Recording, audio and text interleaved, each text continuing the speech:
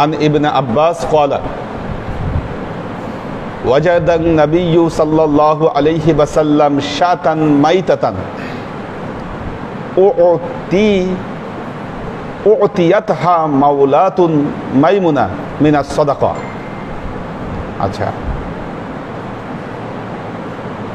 وقال النبي صلى الله عليه وسلم هل ينتفعتم بجلدها قالوا إنها ميتة قال إنما حرم أكلها.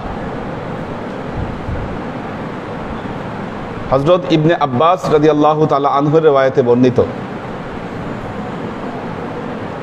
উনি একদিন আল্লাহর নবীর সাথে রাস্তা দিয়ে হেঁটে যাচ্ছিলেন। ফা ওয়াজাদা শাতান মাইতাতান, তখন রাস্তার মধ্যে একটা মরা ছাগল দেখতে পাইলেন। মরা ছাগল পড়ে আছে। ছাগলটি ছিল মাইমুনা রাদিয়াল্লাহু তাআলা আনহার সদকাকৃত ছাগল। ওনার সদকাকৃত ছাগল মরে গেছে, মরে গিয়ে পড়ে আছে।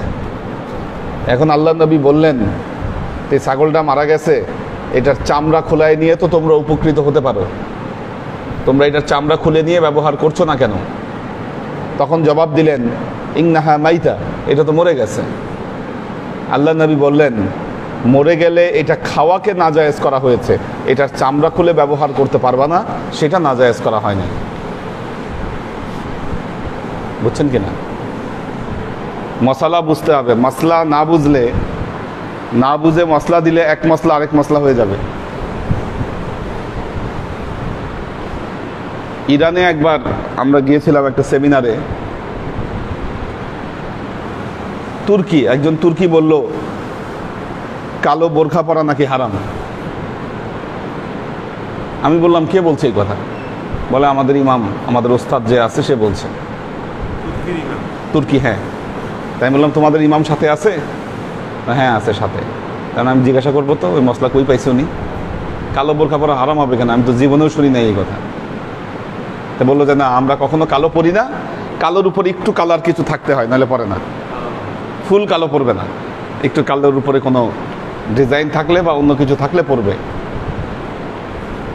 পরে যখন ওনাদের ইমামের সাথে দেখা হলো, আমি জিজ্ঞাসা করলাম এই ব্যাপারটা, যে কি ব্যাপার, কালো বোরখা নাকি হারাম? এটা জীবনে শুনি নাই। বলে না, হারাম না, শিয়ারা পরে দেখে এটা আমাদের মেয়েদেরকে পড়তে নিষেধ করি। ইরানিরা কালো বোরখা পরে, শিয়া ওরা, আর শিয়ারা কালো ড্রেস পরে শোক পালন করে, আর টার্কিরা তো সব সুন্নি। হ্যাঁ, এই জন্য শিয়ারা পরে দেখে ওনারা বাকি সবাইকে নিষেধ করে দিছে কেউ যেন কালো না পরে, আর এরা মনে করছে এটা হারাম। মাসলা না বুঝলে সমস্যা। আচ্ছা,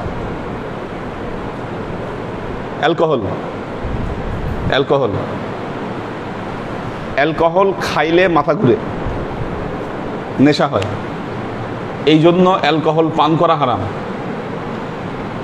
কিন্তু চিকিৎসার বহু কাজে অ্যালকোহল ব্যবহৃত হয়, পারফিউমে অ্যালকোহল ব্যবহৃত হয়, ব্যবহার করা কিন্তু হারাম না, খাওয়াটা হারাম। বুঝতে হবে এটা।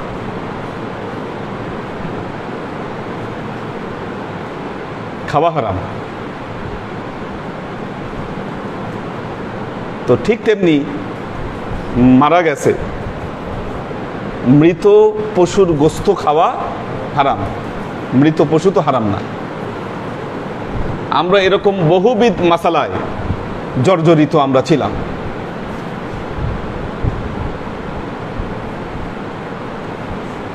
কুকুরের গায়ের সাথে জামা লাগলে জামা নাপাক, কুকুর যদি ভিজা থাকে তাহলে 7 দিন ধুইতে হবে, 7 বার ধুইতে হবে কুকুরের জামা। আসলে মাসালাটা কি? মাসালা হচ্ছে কুকুরের লালার ক্ষেত্রে, অন্য কোনো কিছুর ক্ষেত্রে না। কুকুরের গায়ের সাথে লাগলে কিছুই হবে না। কুকুর দিয়ে কত মানুষ শিকার করছে, আরব দেশের মানুষরা কুকুর ব্যবহার করে শিকার করত, কুকুর ছাড়া শিকারই হতো না। তো গায়ের সাথে লাগলেই যদি নাপাক হয়ে যাবে, তাহলে এই কুকুর দিয়ে শিকার করে কেমনে? কুকুর বহুবিধ কাজে ব্যবহৃত হয়, ঘর পাহারা দেওয়া, শিকার করা, হ্যাঁ, বরফের উপরে গাড়ি টানা বহুত কাজে ব্যবহৃত হয়। এটার গায়ের সাথে লাগলেই যদি হারাম হয়ে যায় তো বিপদ। কিন্তু কুকুরের যে লালা, এই লালাটা হচ্ছে হারাম। ওইটা গায়ে লাগলে শরীর আপনার যদি কাপড়ে লাগে, কাপড় নাপাক হয়ে যাবে। ওই কাপড় 7 বার ধুতে হবে, না হলে পাক হবে না। কোনো সমস্যা নেই। এই মাসালা কোত্থেকে আসছে, কবে আসছে, আল্লাহু আলাম, আল্লাহ ভালো জানেন। এগুলো বানানো মাসালা।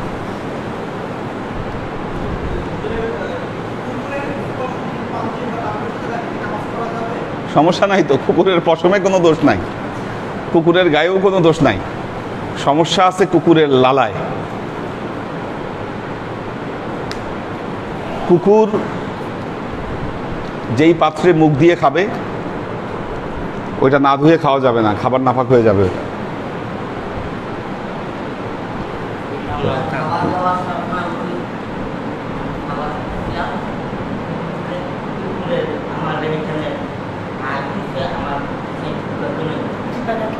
কি করছে? হ্যাঁ, ওইটা গোসল করতে হবে। লালা লাগাইলেই সমস্যা। হ্যাঁ, কুকুরের লালাটা লাগলেই সমস্যা। হ্যাঁ, ঠিক আছে, লালা থেকে দূরে থাকতে হবে। আচ্ছা, আন আয়েশাতা আন্নাহা আরাদাত আন তাশতারিয়া বারিরাতা লিল ইতক ওয়া আরাদা মাউলিহা আই ইয়াশতারিতু ওয়ালাআহা। আচ্ছা, মা আয়েশা রাদিয়াল্লাহু তাআলা আনহা, বারিরা নামক একজন সাহাবী, বারিরা মেয়ে সাহাবী একজন, উনি দাসী ছিলেন। বারিরা, হযরত আয়েশা চাইলেন এই বারিরাকে তিনি আজাদ করবেন, আজাদ করার জন্য কিনে নেবেন। আল্লাহ নবী কিন্তু এই কাজ করেছেন, অনেক দাস দাসীকে কিনে নিয়ে তাদেরকে আজাদ করে দিয়েছেন। জাকাতের টাকা দিয়েও কিনে নিয়েছেন, তাদেরকে কিনে নিয়ে আজাদ করে দিয়েছেন আল্লাহ নবী। এই কাজ হযরত বেলাল, বারিরা, আর এরকম অনেক সাহাবী আছেন যাদেরকে গোলাম থেকে কিনে নিয়ে আল্লাহ নবী আজাদ করে দিয়েছেন। এখন মা আয়েশা যখন বারিরাকে কিনতে যাচ্ছেন, তখন বারিরার যে মালিক, তারা একটা শর্ত দিল, আচ্ছা বারিরাকে কিনতে পারো, কিন্তু বারিরার মানে অভিভাবকত্ব আমরা গ্রহণ করব। সে আজাদ হবে, অভিভাবকত্ব ছাড়বে না, আমরা তার অভিভাবক হব। এই শর্তের উপরে তারা আজাদ করতে চাইল। ফা যাকারাত আয়েশাতুম লিন নবী সাল্লাল্লাহু আলাইহি ওয়াসাল্লাম। এই কথা শুনে মা আয়েশা আল্লাহর নবীকে এই ঘটনা বর্ণনা করলেন যে আমি তো বারিরাকে কিনতে চাই, এরকম শর্ত দিচ্ছে। فقال لها النبي صلى الله عليه وسلم اشتريها فإنما الولاية لمن أعتق। আল্লাহ নবী বললেন তুমি কিনো। গোলাম আজাদের নিয়ম হচ্ছে যেই তাকে আজাদ করবে সেই তার অভিভাবক হবে, অন্য কেউ অভিভাবক হতে পারবে না। এটা নিয়ম, বিধিবদ্ধ নিয়ম এটা। কাজে তুমি কিনে নিয়ে তাকে আজাদ করবা আর অভিভাবক হবে তার আগের মালিক, এটা হবে না, এটা কোনো নিয়মে পড়ে না। কাজে তুমি তাকে কিনে নাও। ইশতারিহা ফাইন্নামাল ওয়ালায়া লিমান আতাকা। আচ্ছা, ওয়া উতুম নবিয়্যা সাল্লাল্লাহু আলাইহি ওয়াসাল্লাম বিলাহমিন। এরপরে আল্লাহ নবীর কাছে একদিন মাংস পেশ করা হলো, গোস্ত দেওয়া হলো আল্লাহ নবীকে। উতিয়ান নবী সাল্লাল্লাহু আলাইহি ওয়াসাল্লাম বিলাহমিন ফাকুলতু হাযা মা তুসাদ্দিক বিহি আলা বারিরা। আচ্ছা, আল্লাহ নবীর সামনে পেশ করা হয়েছে এবং এবং আল্লাহ নবীকে জানানো হলো আপনি যে বারিরাকে সদকা দিয়েছিলেন, বারিরাকে আপনি সদকা দিয়েছিলেন, ওই সদকা থেকেই এটা আবার আপনার সামনে দেওয়া হয়েছে। বারিরা আপনাকে দিয়েছে আবার খাবার জন্য, সেই রান্না করে দিয়েছে যাতে আপনি খান। ফাকালা, আল্লাহ নবী বললেন হুয়া লাহা সাদাকাতুন ওয়া লানা হাদিয়াতুন। হ্যাঁ, আল্লাহ নবী বললেন ঠিক আছে এইটা বাড়িরার জন্য সাদকা, কিন্তু পরে তো সে আমাকে হাদিয়া করছে, এটা হাদিয়া দিছে, কাজে এটা আমার জন্য জায়েজ। কি অনেকে আছে জাকাতের টাকা দিলে শুকরিয়া আদায় স্বরূপ আবার টাকা দিচ্ছে, ওখান থেকে হয়তো 100 টাকা দিল বা তার পকেট থেকেই দিল, ওইটা হাদিয়া নেওয়া যাবে, সদকা নেওয়া যাবে না। কি এখন বাড়িরা সদকা স্বরূপ পেয়েছে, আবার সেটা রান্না করে আল্লাহ নবীর সামনে পেশ করছে। এখন পেশ করার পরে যারা সদকা করছে তারা তো জানেন, তারা আল্লাহ নবীকে বললেন এটা কিন্তু সদকা, দেখেন আপনি তাকে যে সদকা দিয়েছেন সেখান থেকেই পেশ করেছে। আল্লাহ নবী সুন্দর সমাধান দিলেন। এখন যদি আল্লাহ নবী সেটা না খান, বাড়ির মন খারাপ হবে, অসন্তুষ্ট হবে। আল্লাহ নবী বললেন হুয়া লাহা সাদাকাতুন ওয়া লানা হাদিয়াতুন, তার জন্য সদকা, আমার জন্য এটা হাদিয়া।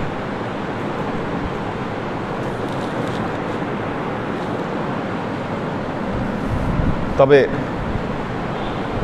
হাদিয়ার আবার পরিমাণ থাকা দরকার। তো অ্যাস্ট্রোনাইজ হওয়ার মতো অবস্থা, যারা বিভিন্ন ইসলামী সংগঠনের যে নেতা, তাদের অ্যাকাউন্টের, ব্যাংক অ্যাকাউন্টের যে অবস্থা, আজব ব্যাপার।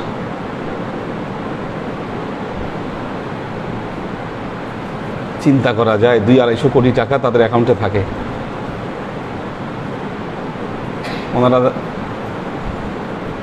ওনাদের অ্যাকাউন্টে, পার্সোনাল অ্যাকাউন্টে এত টাকা, অথচ যেই মাদ্রাসার ছাত্রদেরকে দেখায় টাকাগুলো আনা হচ্ছে তারা আজীবন গরিব থেকে যায়।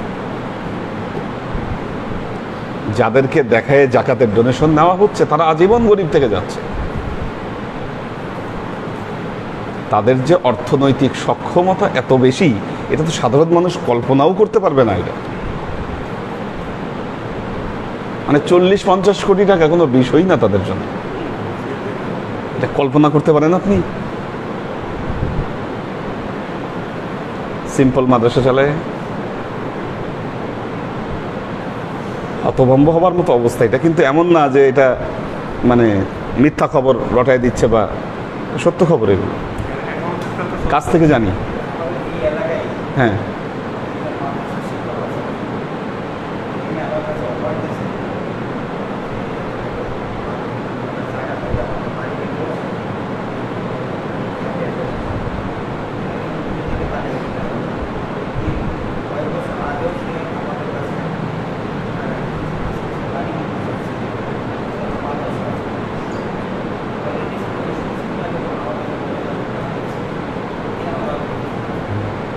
তো যাই হোক, আল্লাহ হেদায়েত দিক। কারণ দুর্নীতি আসলে উঁচু থেকে শুরু করে সমস্ত জায়গায় ছড়ায় পড়ছে, এটা খুব ভয়াবহ ব্যাপার।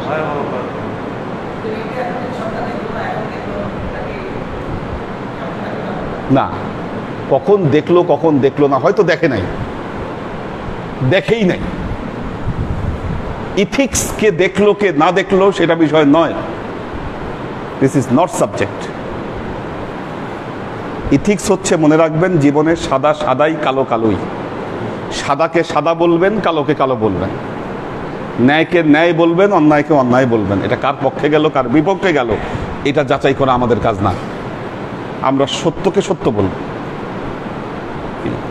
প্রতি বছর ঘোষণা দিয়ে আপনারা জাকাত সাদকা নেন, যে মানুষের জন্য জাকাত সাদকা, আর আপনার শুধু মাদ্রাসায় দার্স দেওয়া, এটা ছাড়া কোনো ইনকামের পথ নাই। আপনার পার্সোনাল অ্যাকাউন্টে এত কোটি টাকা কিভাবে আসে? কিভাবে পসিবল? এটা পার্সোনাল অ্যাকাউন্টে যাওয়াটাই তো অপরাধ। কি এটা কিভাবে সম্ভব? আর এত টাকা তো জমায় রাখা, এটা তো মারাত্মক ব্যাপার। এত টাকা জমায় রাখা মানে তো এটা ভিন্ন বিষয়। যাক, আল্লাহ রহম করুন আমাদের। তো জি, হ্যাঁ হ্যাঁ, তো আল্লাহ আমাদেরকে হেফাজত করবেন। এটা খুব অশনি সংকেত আমাদের জন্য। এটা কিন্তু কোনো সিম্পল বিষয় না, এটা একটা অশনি সংকেত আমাদের জন্য। কারণ যে দিনী প্রতিষ্ঠান দিনী কল্যাণের জন্য গড়ে ওঠা, সেটাকে নিয়ে এই ধরনের কার্যক্রম এটি ঠিক নয়।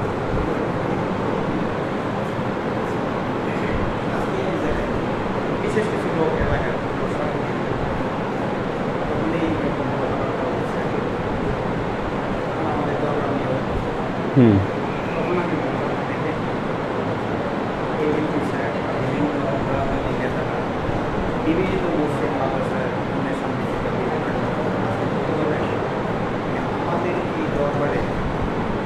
একটা বই নিয়ে আপনাদের এই মহল্লা বা এলাকার মধ্যে আমরা গেছি সাদা কালেকশনের জন্য তখন একটা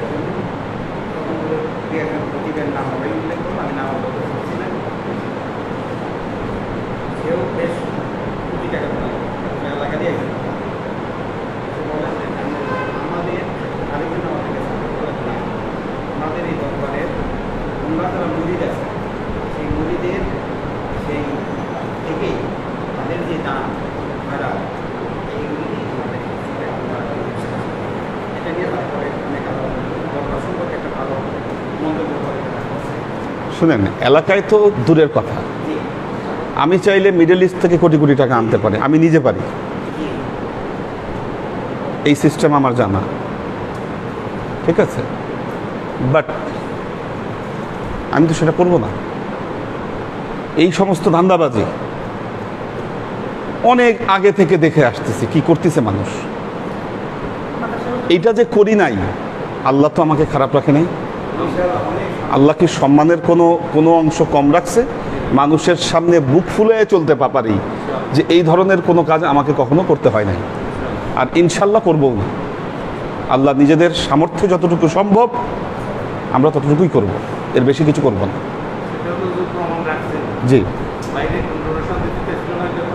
দিতে চাইছে। হ্যাঁ হ্যাঁ, তো আমি চাই না বাইরের মানুষের ডোনেশন আসুক বা যা কিছু করুক। হ্যাঁ, সেটাই, আমরা কিন্তু একটা সিঙ্গেল পাই কারো কাছ থেকে ডোনেশন আনি না, কখনোই না। বাংলাদেশের অনেক বড় বড় ব্যবসায়ীদের সাথে আমার ভাব আছে। এই যে পিএসপির যে মালিক মিজানুর রহমান, অনেক ভ্রমণী, বহু জায়গায় বহু দান করে, অনেক দান খয়রাত করে। কোনোদিন তো আমার মাথায় এই আমার ব্যক্তিত্ব অন্তত পক্ষে এতটুকু ইনশাল্লাহ কোনোদিন নামবে না যে আমি বলবো যে আপনি ডোনেশন দেন। আল্লাহর রহমত, এটা যতই খারাপ অবস্থা হোক। হ্যাঁ হ্যাঁ, সেই তো দেখুন, আমরা মানুষের কাছ থেকে তো সাহায্য আনি না। করোনা কালে আমরা অসংখ্য মানুষকে চাল ডাল দিয়েছি আমাদের এলাকায়। যাদের ঘরে বাজার নাই তাদের ঘরে বাজার পৌঁছে দিয়েছি।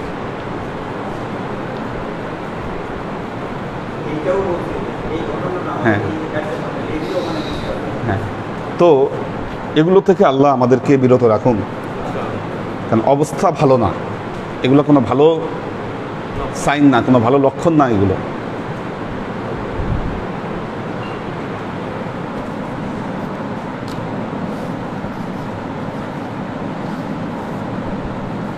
আমি কাছ থেকে কিছু বিষয় জানি, সেই জন্য আমি বললাম আর কি। অবস্থা আরো করুণ হবে। হ্যাঁ হ্যাঁ, সমস্যা হবে, আরো সমস্যা বাড়বে।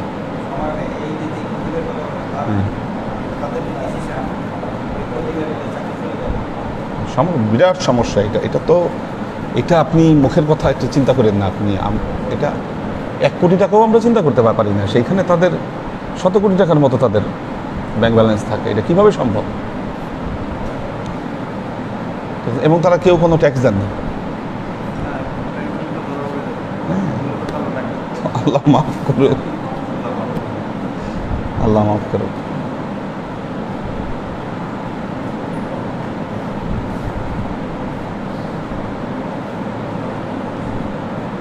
আচ্ছা,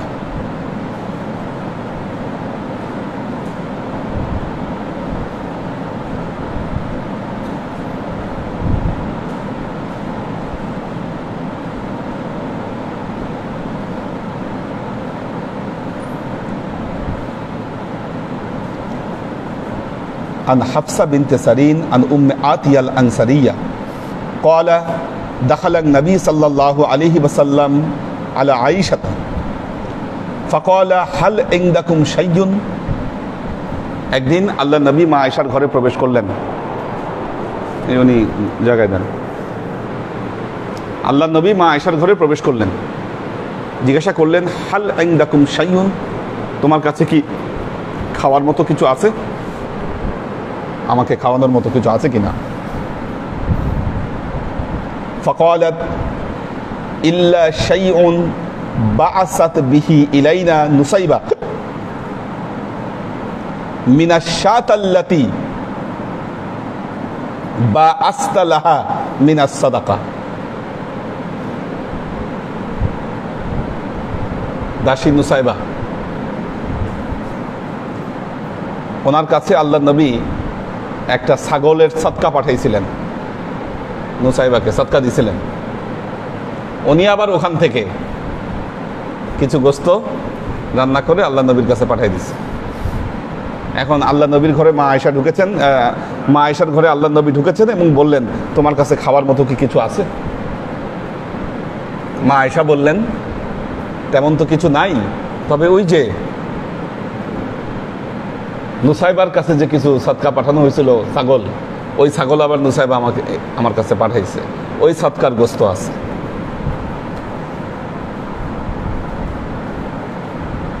ফাকালা ইন্নাহা কদ বালাগাত মাহিল্লাহা, আল্লাহ নবী বললেন নিশ্চয়ই ওইটা তার যোগ্য জায়গাতেই পৌঁছাইছে, এটা তার যোগ্য জায়গাতেই পৌঁছাইছে। মানে আল্লাহ নবী সেটা গ্রহণ করলেন এবং খাইলেন, অর্থাৎ সাদাকা হলেও এটা নবীর জন্য হাদিয়া। হ্যাঁ, অর্থাৎ সদকাটা পরিবর্তন হয়ে গেছে, হাদিয়া হয়ে গেছে। সদকা যদি হাদিয়া স্বরূপ আসে তাহলে সেটাকে গ্রহণ করা যাবে, না হলে যাবে না। তো এটা তো 100% বৈধ। হ্যাঁ, এটা 100% বৈধ। হ্যাঁ হ্যাঁ, আজকে একটা সদকা করার কথা যে আমনুল ভাই, হ্যাঁ কালকে সকালে, হ্যাঁ কার জানি সদকা ভুলে গেলাম, হ্যাঁ নূর হোসেনের সদকা, হ্যাঁ নূর হোসেনের কার জানি আত্মীয়, তার জন্য সদকা আর কি, ঠিক আছে।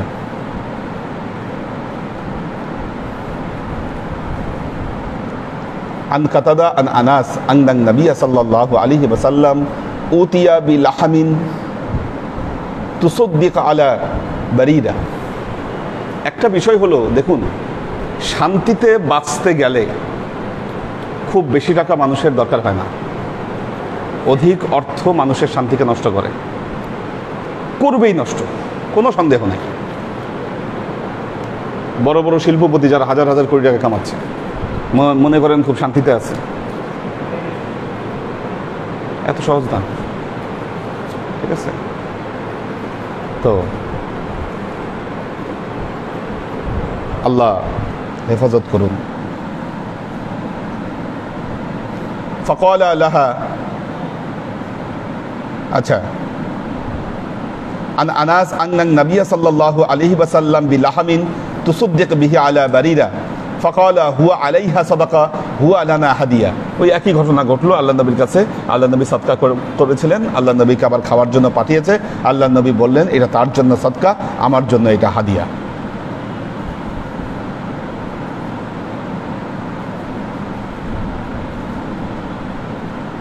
আচ্ছা, শেষ হাদিস এটি পড়াবো। আন ইবনে আব্বাস ক্বালা ক্বালা রাসূলুল্লাহ সাল্লাল্লাহু আলাইহি ওয়াসাল্লাম মুআজ বিন জাবাল হিনা বাআসাহু ইলাল ইয়ামান। আল্লাহ নবী হযরত মুআজ বিন জাবাল রাদিয়াল্লাহু তাআলা আনহু তাকে ইয়ামানে প্রেরণ করেছিলেন, ইয়ামানের শাসনকর্তা হিসেবে প্রেরণ করেছিলেন যে তুমি ইয়ামেন প্রদেশ তুমি দেখো। হিনা বাআসাহু ইলাল ইয়ামান ইন্নাকা তাআতি কওমান আহলাল কিতাব, আল্লাহ নবী বললেন তুমি এমন এক সম্প্রদায়ের কাছে যাচ্ছ যারা আহলে কিতাবী সম্প্রদায়, যারা আহলে কিতাবী সম্প্রদায়, তোমরা আহলে কিতাবী একটা সম্প্রদায়ের কাছে তোমরা যাচ্ছ। আচ্ছা, ফাইদা আহলাল কিতাব ফাইদা জিতাহুম ফাদউহুম ইলা আন ইয়াশহাদু আল্লা ইলাহা ইল্লাল্লাহ ওয়া আন্না মুহাম্মাদুর রাসূলুল্লাহ সাল্লাল্লাহু আলাইহি। দেখেন অসংখ্য হাদিসে কালেমা আসছে আমাদের। আল্লাহ নবী বললেন তোমার প্রথম কাজ হচ্ছে তাদেরকে এই সাক্ষ্য দেওয়া বা আল্লাহ ছাড়া আর কোনো ইলাহা নেই এবং মুহাম্মদ রাসূলুল্লাহ সাল্লাল্লাহু আলাইহি ওয়াসাল্লাম আল্লাহর নবী, এই সাক্ষ্য যেন তারা দেয়।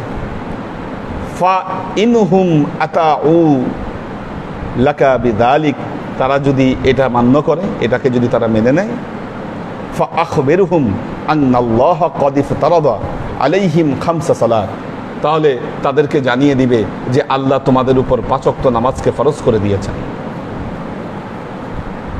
ফি কুল্লি ইয়াউমিন ওয়া লাইলাতিন, দিনে এবং রাতে 5 ওয়াক্ত নামাজ আল্লাহ তোমাদের জন্য ফরজ করে দিয়েছেন। ফা ইনহুম আতাউ বিযালিক, তারা যদি এটাও মেনে নেয়, ফা আখবিরহুম আন্নাল্লাহা ক্বাদ ইফতারাদা আলাইহিম সাদাকা, তাহলে তাদেরকে জানাবা আল্লাহ তোমাদের জন্য সাদকাকে ফরজ করে দিয়েছেন, যাকাতকে ফরজ করে দিয়েছেন। তুখাযু মিন আগনিয়াইহিম ওয়া তুরাদ্দু আলা ফুকারাইহিম, এই সাদকা, এই দান তুমি ধনীদের থেকে নিবে এবং গরিবদের কাছে পৌঁছে দিবে। ফা ইনহুম আতাউ বিযালিক ফা ইয়্যাকা ওয়া কারাইম মাওয়ালিহিম ওয়াত্তাকি দাওয়াতাল মাজলুম, যদি এটাও তারা মেনে নেয় তাহলে তুমি তাদের থেকে যাকাত আদায় করবা, কিন্তু যাকাত আদায়ের সময় তাদের যে খুব ভালো ভালো মালগুলো আছে ওগুলা নিবা না, যে মালের প্রতি তাদের খুব মহব্বত আগ্রহ, জুলুম করবা না তাদের উপরে। এবং আল্লাহ নবী বললেন ওয়াত্তাকি দাওয়াতাল মাজলুম, যিনি মাজলুম এই মাজলুমের দোয়াকে তোমরা ভয় পাও, মাজলুমের দোয়াকে তোমরা ভয় পাও। মাজলুম মানে কি? যার উপর জুলুম করা হয়। মাজলুমের দোয়াকে তোমরা ভয় পাও। ফা ইন্নাহু লাইসা বাইনাহু ওয়া বাইনাল্লাহি হিজাবুন, কারণ একজন মাজলুম আর আল্লাহর মাঝখানে কোনো পর্দা থাকে না। মাজলুম যদি দোয়া করে সেই দোয়া কিন্তু কবুল হবে, আজকে হোক 2 দিন পরে হোক, দোয়া কবুল হবেই, দোয়া কবুল হবেই।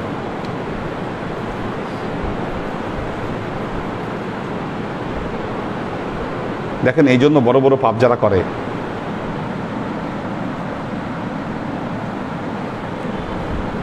এই যে আপনাদের ওই দিকের এমপি আউয়াল 7 বছর আগে একজনকে হত্যা করছে, যাকে মারার কথা ছিল তাকে পায় নাই, অন্য একজন নিরপরাধ মানুষকে মেরে ফেলছে।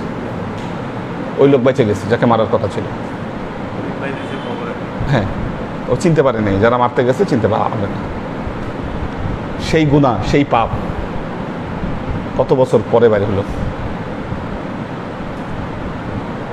কত বছর পরে বের হলো। জালেম যতই ক্ষমতার অধিকারী হোক না কেন, জুলুমের শাস্তি সে পাবে,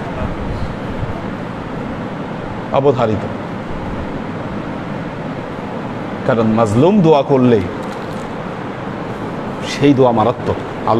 আল্লাহ নবী বলেছেন আল্লাহ এবং তাদের মাঝখানে কোনো পর্দা থাকে না, মারাত্মক কথা এটা।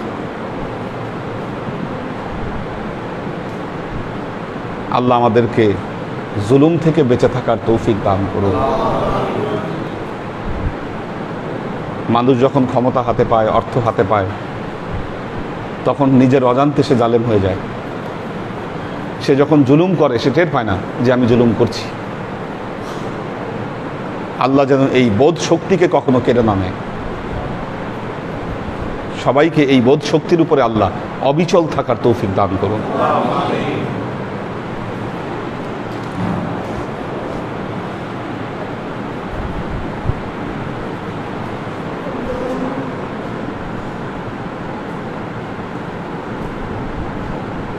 কোরবান আলী, তাফসিন হোসেন, মোহাম্মদ কবির, ওমর শরীফ, ইব্রাহিম খলিল, এইচ কে কনক,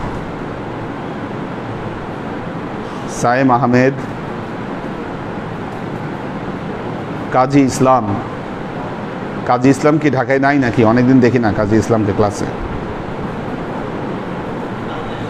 হ্যাঁ হ্যাঁ, কাজী শফিক আসলে কলকে। ও আচ্ছা আচ্ছা আচ্ছা আচ্ছা আচ্ছা আচ্ছা আচ্ছা আচ্ছা আচ্ছা, খেয়াল করিনি, খেয়াল করিনি। হ্যাঁ, সানশাইন ফ্লোরা, এইচ কে হানিফ, সঞ্জিদা রেজা, লুনা তাবাসসুম লুবনা, সৈয়দুন নেসাই রানী মানে আমাদের আলী আকবর ভাই, এ কে আজাদ, ডালিম খন্দকার, সুমাইয়া নুহিন দিশা, আমাদের নাজিমুদ্দিন ভাইয়ের ফ্যামিলি আছেন, রাবেয়া ওমর, শাওকত হোসাইন সজীব, সঞ্জিদা রেজা,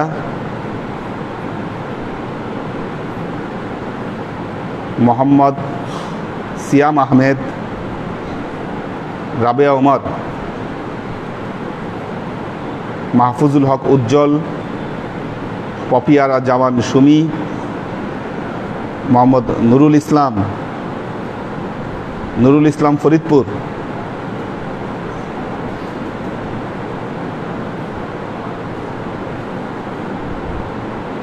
ডালিম খন্দকার বলেছেন সুন্দর আলোচনা, এমন আলোচনা সব দরবারে হলে ভালো হতো।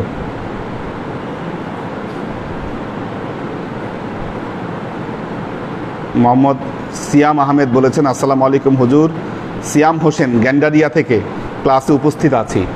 সম্ভবত কালকে যে বয়াত পড়লো সে কিনা, মনে হচ্ছে সেই। হ্যাঁ, ভাগিনা, হ্যাঁ হ্যাঁ, সুলতানের ভাগিনা, ঠিক। যাক আলহামদুলিল্লাহ। আমিনুল ইসলাম বাপ্পি, কামরুজ্জামান, মোহাম্মদ আল মামুন আসিফ,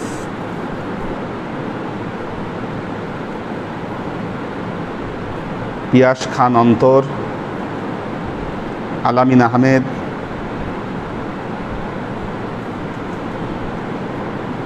আসমা আজিজ, শাকেরা আফজারা, জেবা ফারজানা, মোহসিন উদ্দয়ান, দীপা উষা, মোহাম্মদ হোসাইন পারভেজ। আল্লাহ সবাইকে ভালো রাখুন, সুস্থ রাখুন।